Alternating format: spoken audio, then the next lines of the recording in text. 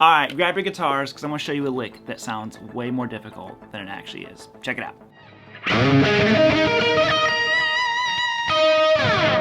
So I got this idea, I cannot remember the song, but Steve Vai does something similar to that. He's moving up these fifths. And I always thought it sounded really cool, and I discovered how easily it works in everything. It doesn't just have to sound Steve Vai-ish.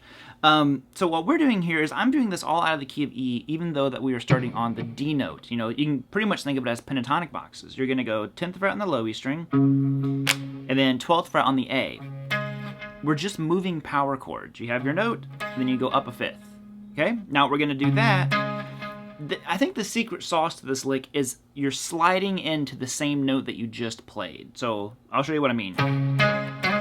Okay, so then you slide into 12 on the A and you get 14 on the D. Like I said, it is all power chords the whole time. Okay, now slide into that 14 on the D, 16 on the G, slide into 16 on the G, 17 on the B, slide into 17 on the B, and then 19 on the high string.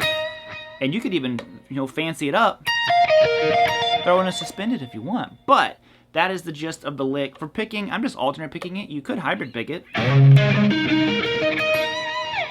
if you felt like it. But there you go. Simple lick that sounds mighty fancy if you ask me.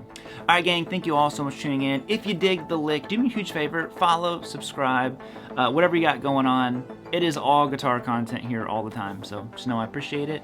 And post videos of you trying these licks. Alright, later homies. Bye.